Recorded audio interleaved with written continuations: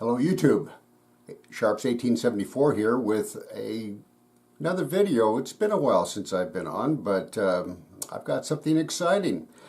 But before we get into that, got to go into the history books a little bit.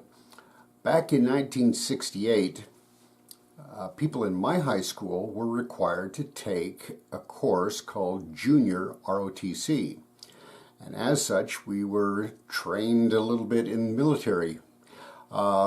The weapon of choice that time, which was in the Vietnam era days, was the old reliable M1.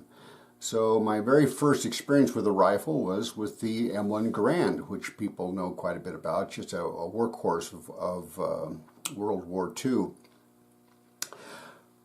They don't make those anymore, but you can find them from time to time. And a little while ago, I was just browsing one of the local stores, and oh look, the blue and white box. That's right. I got the next best thing, which is an M1A, which is essentially an M14 without fully automatic capabilities. So the M1, and even back in high school, the thought that I had was this would be a really cool rifle, except it only holds 8 rounds, and then after the 8th round, the clip jumps out of the magazine well, and you have to push a new one in. When we were in our inspections and in formation and holding our rifles appropriately, to close the bolt, you'd have to put your thumb in to depress the lever, hold back on the handle, ease it forward, pull your hand out, and then click the trigger. Often people got what we would call an M1 thumb, where the bolt would come crashing in on your thumb and it would hurt like a son of a gun. Well, don't have to worry about that now because you don't have to depress that I don't even know what it's called, that part of the M1 Garand that actually lifted the bullets up. So let's talk about first what came in the box. Of course, cute little Springfield arm lock. This little thing, which, yeah, for some rifles it would make sense to have that to show that it's but it's not loaded. Of course, you've got your paperwork, and then there's a thing that they're supposed to have you sign that says, I promise I'm going to store this in a safe place and use this rifle reliably. Well, duh, I think that's something we all want. There's a warranty registration card. A very interesting article here on how to zero or calibrate your sight system. An article about the mysterious slam fire. So it is possible with some rifles, when the bolt is coming back, it could fire again. It doesn't happen very often, but there's an article that talks all about the slam fire. In addition, of course, you'd get a booklet on the M1 and a copy of the M14, basically the M14 manual, and I got just the standard M1. I didn't get the loaded one. Of course, at the store there was only one choice. You only had one rifle left, and that was just the standard. But then you get a coupon, and the coupon gives you quite a bit of a discount from the normal retail price. But just a little bit of a hint, you can go online to some really good places like Midway, and you can get better prices than retail.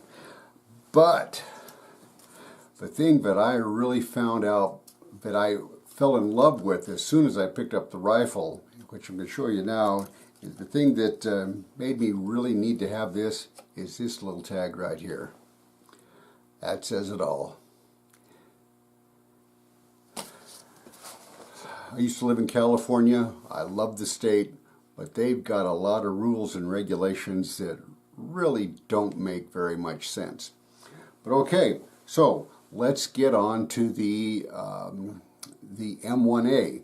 The difference between the M1A and the M1 Garand is the M1A shoots the .308 Winchester. So let's do an up close and personal look at this beautiful rifle. We'll start on this side. So you've got your elevation controls, and that actually raises this up and down. This is a cute little thing. If you've got a clip, you can actually open this up. We'll show you that in a minute, and load rounds in there. This is the hold me back button. Don't you like my technical talk? Now this is a piece of plastic. On the Garand, of course, that was wood. Then you get down to your gas system, your sights, and this suppressor. Flipping things around. There's your elevation adjustment.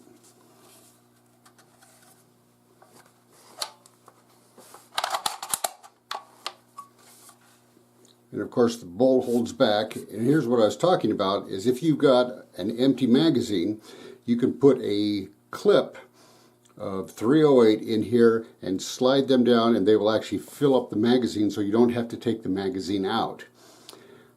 Probably not something you'd want to do all the time, but you have that option.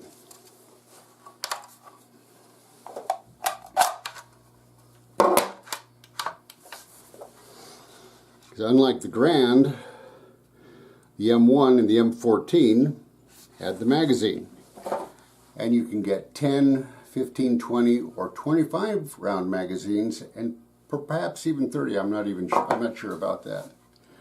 So here's the M1. Beautiful rifle. Now, going back to the back, you got this little buttstock. That flips up.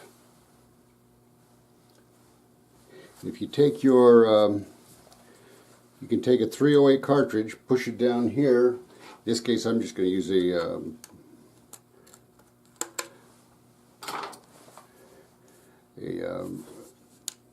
screwdriver. This is where it would store your combination tool and a cleaning kit. All this will store in the butt of the rifle. Now, I kind of thought that would come with the rifle, but it does not. You've got to buy all that extra. I guess that's one of the reasons they give you one of those wonderful coupons, so you can get the combination tool and the cleaning kit if you want it to be the real deal. M1A.